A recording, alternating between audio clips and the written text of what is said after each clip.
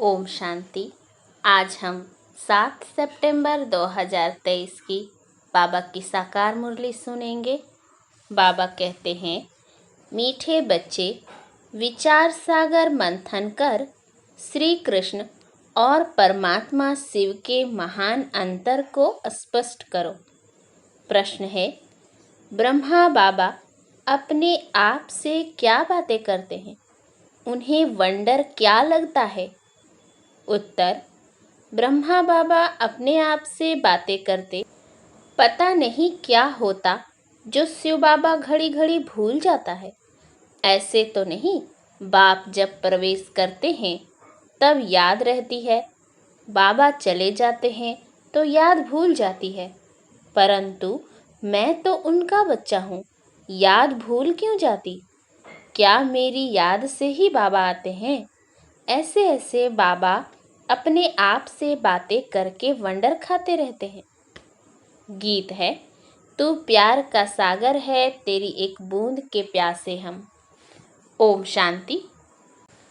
शिव बाबा बैठ करके अपने सिकिलधे बच्चों को समझाते हैं कि गीता का भगवान कौन है, क्योंकि इस समय भारत में है अज्ञान अंधियारा। इसको कहा जाता है घोर अंधियारा, अज्ञान अंधियारा। फिर सोचना चाहिए ज्ञान का। परमपिता परमात्मा को ही मनुष्य मानते हैं कि वह ज्ञान का सागर है, नॉलेजफुल है। अच्छा, वह ज्ञान का सागर है, उनसे क्या मिलता है? नदियों से पानी मिलता है तो भर भर कर स्नान भी करते हैं। तुमको ज्ञान सागर से क्या मिलता है? एक बूंद। बाप आकर बच्चों को समझाते हैं, मैं ज्ञान का सागर हूँ, तुमको बूंद देता हूँ। कौन सी बूंद? सिर्फ कहता हूँ मैं तुम्हारा बाप हूँ, तुम मुझे याद करो। समझो कि हम अपने शांति धाम सुखधाम जाते हैं। ज्ञान सागर 1 सेकेंड में जीवन मुक्ति वैकुंठ में भेज देते हैं। घर बैठे भी दिव्य दृष्टि दे देते हैं। मनुष्य तो 1-2 को सामने दृष्टि देते हैं, बाबा घर बैठे साक्षात्कार करा देते हैं। एक बूंद मिलने से तुम यहाँ से चले जाते हो, यहाँ बैठे बैठे तुम वैकुंठ में चले जाते हो। अब बाप बैठ समझाते हैं, गीता का भगवान कौन है? वह है ज्ञान का सागर निराकार। मनुष्य तो गाते हैं श्री कृष्ण के लिए। अब तुमको समझाना है, श्री कृष्ण ने ज्ञान नहीं सुनाया। पहले पहले तो कहते हैं श्री कृष्ण ने माता के गर्भ से जन्म लिया, कंस पूरी थी। फिर आवाज हुआ, हे कंस, तुमको मारने वाला आ चुका है। यह तो जानते हो सब असुर हैं। कंस, जरासंधी, अकासुर, बकासुर, पाप आत्माएं सबका विनाश करने के लिए उनका जन्म दिखाते हैं। तो श्री कृष्ण ने जन्म लिया, वह तो छोटा था। फिर ज्ञान कब दिया? वह तो युद्ध के मैदान में श्री कृष्ण का बड़ा रूप दिखाते हैं, छोटा तो नहीं दिखाते हैं। वैसे ही श्री कृष्ण जयंती के बाद फिर गीता जयंती दिखाते हैं। कुछ समय के बाद जब वह बड़ा हुआ तब ज्ञान दिया होगा। यह भी दिखाते हैं जन्म लिया है। टाइम भी दिखाते हैं, रात्रि के समय। यहाँ तुम देखते हो शिव बाबा की पधरामनी हुई है। कोई को पता नहीं कि कब प्रवेशता हुई। शिव बाबा तो बच्चा बना नहीं है, वह तो बूढ़े वानप्रस्थ अवस्था में आया है। कब आया उसकी डेट है नहीं। श्री कृष्ण की तो तिथि तारीख है और वह गर्भ से पैदा हुआ है। यहाँ शिव बाबा तो ज्ञान का सागर है, उनको छोटा होना नहीं है जो फिर बड़ा होकर ज्ञान सुनाए। श्री कृष्ण का जन्म तो स्वर्ग में हुआ, वह किसको राजयोग सिखला न सके, क्योंकि खुद ही राजा हैं। बरोबर तुम जानते हो, निराकार बाप ही आकर राजयोग सिखलाते हैं, पतितों को पावन, राजाओं का राजा बनाते हैं। उस हद के रात और दिन तथा इस बेहद के रात और दिन के अर्थ में भी फर्क है। यह है संगम, जबकि ब्रह्मा की रात पूरी हो, ब्रह्मा का दिन शुरू होता है। यह है बेहद की रात्रि, अज्ञान अंधियारा, सतयुग में है सोझरा।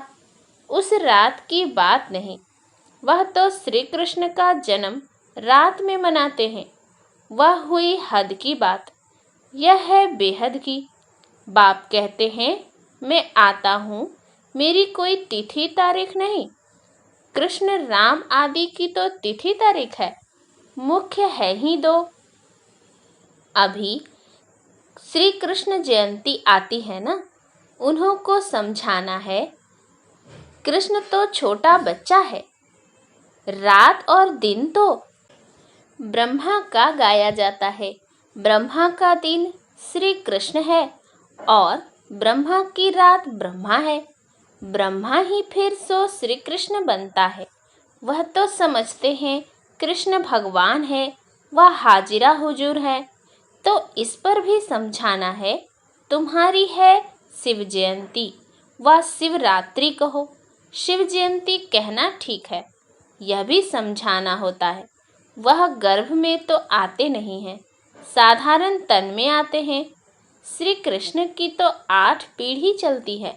छोटेपन में उनको मोहन अथवा कृष्ण कहते हैं।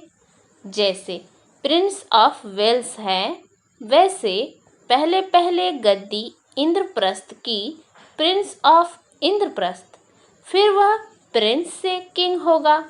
कृष्ण अक्षर नहीं, महाराजा नाम ही गाया जाता है। श्री लक्ष्मी नारायण को महाराजा महारानी कहते हैं। किंग अक्षर अंग्रेजों का है, असुल नाम महाराजा महारानी है। ऐसे नहीं कि नारायण ने ज्ञान दिया था। स्वयंवर बाद श्री कृष्ण फिर श्री नारायण बनते हैं। अब इस ज्ञान सागर शिव का नाम तो बदलता नहीं, एक ही नाम है उनका। वह रथ तो बड़ा है, आने से ही ज्ञान सुनाना शुरू कर दिया है। यह ब्रह्मा तो कुछ नहीं जानते थे, समझ में आता है इनमें आया हुआ है जो साक्षात्कार कराते हैं, नॉलेज दे रहे हैं। यह साक्षात्कार का राज अथवा यह नॉलेज शुरू में पहले समझ में नहीं आती थी। बाबा अपना अनुभव बतलाते हैं। शुरू में बनारस गए तो दीवारों पर गोले आदि निकालते रहते थे। समझ में कुछ भी नहीं आता था यह क्या है, क्योंकि यह तो जैसे बेबी बन गए, नया जन्म लिया ना। कहते हैं ना बाबा, हम 8-10 मास का आपका बच्चा हूँ, तो मैं भी बच्चा हो गया। तो पहले कुछ समझ में नहीं आता था, वह ज्ञान की बातें ही और थी। अगड़म बगड़म क्या क्या बैठ निकालते थे। अभी तो सीखते सीखते कितने वर्ष हो गए हैं, अभी बाप की बातें समझ में आती हैं। बच्चों को कृष्ण जयंती पर समझाना है। चित्र तो बरोबर है, झाड़ में ब्रह्मा का चित्र भी है। मक्खन तो यह हप कर लेते हैं, विश्व के मालिक पने का माखन है। श्री कृष्ण तो सतयुग की प्रारब्ध ले करके आया है। श्री कृष्ण है सतयुग का पहला प्रिंस, फिर उनके बच्चे भी प्रिंस बनेंगे। यह है उनकी प्रारब्ध जो कलयुग में तो थी नहीं। तो यह सूर्यवंशी की प्रारब्ध किसने बनाई? गाया जाता है, ज्ञान सूर्य प्रगटा, अज्ञान अंधेर विनाश। ज्ञान सागर तो शिव बाबा है, वह आए हैं और स्वर्ग की स्थापना कर रहे हैं। कॉन्ट्रास्ट बतलाना है। श्री कृष्ण कैसे गर्भ में आया दिखाते हैं। वहाँ कंस जरासंधि आदि थे, परंतु वहाँ यानी सतयुग में असुर तो हो न सके। असुरों और देवताओं की लड़ाई दिखाते हैं। तो जरूर असुर कलयुग अंत में होंगे, देवताएं सतयुग आदि में होंगे। दोनों की लड़ाई तो लगी नहीं है, महाभारत लड़ाई बरोबर है। देवताएं तो यहाँ हो न सके, असुरों की असुरों में लड़ाई चली है। मुसलमानों का राज्य भी देखते हो, बरोबर यादव, कौरव, पांडव भी हैं। पांडव हैं नॉन वायोलेंस, योग बल वाले। यहाँ तो रक्त की नदियाँ बहती रहती हैं। दुश्मनी तो है ना, पार्टीशन में रक्त की नदी अच्छी ही बही थी ना। भाई भाई की युद्ध हुई, भाई भाई तो है ना। लड़ाई उन्हों की लगती है, नहीं तो रक्त की नदी कैसे बहे। यह तो एक दो का खून करते हैं, तलवारें चलाते हैं, तब रक्त की नदी बहती है। और है यह संगम का समय, रक्त की नदियों बाद फिर घी की नदियां बहनी है। श्री कृष्ण तो छोटा प्रिंस है, फिर उनकी भी बैठ ग्लानि की है। उनको तो ज्ञान सागर कह नहीं सकते। देवताओं की महिमा तो गाई जाती है, सर्वगुण संपन्न मर्यादा पुरुषोत्तम। यह महिमा बच्चे की नहीं हो सकती। महिमा हमेशा राजा रानी की चलती है। वह फिर लक्ष्मी नारायण को सतयुग में और कृष्ण को द्वापर में ले गए हैं। कितनी बड़ी भूल कर दी है। लक्ष्मी नारायण की छोटेपन की कहानी भी कोई बता नहीं सकते। राम सीता की भी कुछ न कुछ बतलाते हैं, कृष्ण की भी उल्टी सुल्टी बात बतलाते हैं। कुछ तो सुल्टी कहानी भी बताओ। लक्ष्मी नारायण की तो महिमा गाई जाती है। सर्वगुण संपन्न, 16 कला संपन्न, संपूर्ण निर्विकारी, मर्यादा पुरुषोत्तम, अहिंसा परमो धर्म। अच्छा, उन्हों को राज्य किसने दिया? मनुष्य का नाम सुन मूंझ जाते हैं। लक्ष्मी नारायण कहने से तुम चले जाते हो सतयुग में। यह है नर से नारायण बनने की कथा, श्री कृष्ण बनने की कथा नहीं कहते। इसको सत्य नारायण की कथा कहेंगे, सत्य कृष्ण की कथा नहीं कहा जाता। सच्चा बाबा ज्ञान सागर यह कथा सुनाते हैं। सारे सृष्टि के आदि मध्य अंत की कथा है, उसमें श्री लक्ष्मी नारायण की कथा भी आ जाती है। उनके 84 जन्मों की कथा दिखलाते हैं। श्री नारायण की कथा से बेड़ा पार हुआ, बरोबर बाप बैठ बच्चों को नर से नारायण बनने की सच्ची कथा सुनाते हैं। श्री नारायण तो बड़ा है ना। स्वयंवर से पहले कौन थे? क्या लक्ष्मी नारायण ही नाम था या दूसरा और कोई नाम था? हैं राधे कृष्ण, जिनका स्वयंवर बाद लक्ष्मी नारायण नाम रखा है। बाबा ऐसे यानी निबंध देते हैं, फिर तुमको विचार सागर मंथन करना चाहिए। पहले नंबर की भूल है यह। तुम जानते हो अभी है कलयुग, यादव, कौरव, पांडव भी हैं। कलयुग का समय भी है। कलयुग के बाद जरूर सतयुग होगा। बाप कहते हैं मैं गाइड बन आया हूँ, रावण के चंबे से छुड़ाए वापस ले जाने, आत्माओं को ही ले जाऊंगा। गाया जाता है आत्मा परमात्मा अलग रहे बहुकाल। ऐसे नहीं कि कृष्ण अलग रहे बहुकाल। महिमा ही उस निराकार की है। सुंदर मेला कर दिया जब वह सतगुरु मिला दलाल। यहाँ तो सब गुरु ही हैं। गाया हुआ है सतगुरु मिला दलाल। सत परम पिता परमात्मा दलाल के रूप में मिलते हैं। सौदा दलाल द्वारा होता है। यह भी सगाई होती है। आत्मा और परमात्मा अलग हैं। परमात्मा है निराकार, वह आकर इसमें प्रवेश कर तुम्हारी सगाई करते हैं, खुद दलाल बनते हैं। कहते हैं मुझ परम पिता परमात्मा को याद करो। इस शरीर में बैठ कहते हैं मामेकम याद करो। मैं तुमको माया रावण से लिबरेट कर साथ ले जाऊंगा। तुमको फिर राजाई देकर मैं निर्वाण धाम में बैठ जाऊंगा। कृष्ण थोड़े ही ऐसे कहेंगे। यह है ही आत्मा और परमात्मा। कृष्ण तो छोटा बच्चा है, बातें तो बहुत हैं समझाने की। तो बाबा ने समझाया है कैसे इसमें प्रवेशता हुई। फिर समझने लगा मैं राजाओं का राजा बनता हूँ। विष्णु का साक्षात्कार हुआ। और दिल में बहुत खुशी हुई। फिर विनाश का साक्षात्कार भी हुआ, परंतु इतना समझ में नहीं आया।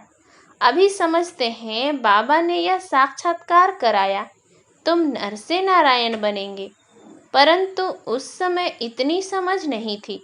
जैसे बाबा रात को बतला रहे थे, पता नहीं क्या होता है जो शिव बाबा को याद करना भूल जाता हूँ।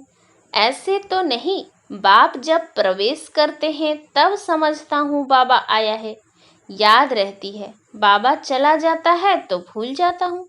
पॉइंट सुनाते हैं तो फील होता है बेहद का बाप आकर सुनाते हैं, परंतु मैं खुद ही भूल जाता हूँ। क्या मेरी याद से ही आता है? ऐसे कहें, मैं घड़ी घड़ी याद करता हूँ। भल आवे, इसमें तो सबका कल्याण है। याद ही मुख्य हो जाती है। आए न आए, बाप को याद जरूर करना है। बाबा ने समझाया है कि गीता जयंती के बाद होती है कृष्ण जयंती। पहले है शिव जयंती, फिर गीता जयंती, फिर कृष्ण जयंती। शिव तो बड़ा है, फट से आया और गीता सुनाई। छोटा तो नहीं है। इन बातों पर विचार सागर मंथन करना चाहिए। कैसे हम समझाएं? पहले ख्याल करो, शिव किसको कहते हैं? जिसकी रात्रि मनाई जाती है। सतयुग है श्री कृष्ण की राजधानी। नर से नारायण बनने की नॉलेज तो जरूर फादर ही देंगे। वह नॉलेजफुल है। और किसको नॉलेजफुल नहीं कहा जाता? God is knowledgeful. रचयिता बीज रूप है। वही ड्रामा की नॉलेज सुनाएंगे। ड्रामा कब शुरू होता है और फिर कब पूरा होता है किसको पता ही नहीं है। सतयुग से कलयुग अंत तक वर्ल्ड की हिस्ट्री ज्योग्राफी कैसे रिपीट होती है, यह कोई समझा नहीं सकते। सुनावे वह जो त्रिकालदर्शी हो। त्रिकालदर्शी तो कोई है नहीं सिवाय एक के, वही तुमको त्रिकालदर्शी बनाते हैं। अच्छा, मीठे मीठे सिकिलधे बच्चों प्रति माता पिता बाप दादा का याद प्यार और गुड मॉर्निंग। रूहानी बाप की रूहानी बच्चों को नमस्ते। हम रूहानी बच्चों की रूहानी बाप दादा को याद प्यार गुड मॉर्निंग और नमस्ते नमस्ते नमस्ते। धारणा के लिए मुख्य सार। पहला, मास्टर नॉलेजफुल और त्रिकालदर्शी बन श्री कृष्ण और परमात्मा शिव के महान अंतर को स्पष्ट कर। घोर अंधियारे से निकालने की सेवा करनी है। दूसरा, बाबा जो ऐसे निबंध देते हैं उस पर विचार सागर मंथन करना है। ख्याल करना है कैसे किसको समझाएं। वरदान, बुद्धि के चमत्कार द्वारा आकार में साकार का अनुभव करने वाले दिलाराम के दिलरुबा भवा। कई बच्चे आए भल पीछे हैं, लेकिन आकार रूप द्वारा भी अनुभव साकार रूप का करते हैं। ऐसे अनुभव से बोलते कि हमने साकार में पालना ली है और अब भी ले रहे हैं, तो आकार रूप में साकार का अनुभव करना यह बुद्धि की लगन का स्नेह का प्रत्यक्ष स्वरूप है। यह भी बुद्धि के चमत्कार का सबूत है। ऐसे बच्चे ही दिलाराम बाप के समीप दिलाराम के दिलरुबा है, जिनके दिल में सदा यही गीत बजता है, वाह मेरा बाबा वाह। स्लोगन, त्यागी आत्मा के हर कर्म व कदम में सफलता समाई हुई है। अच्छा, ओम शांति।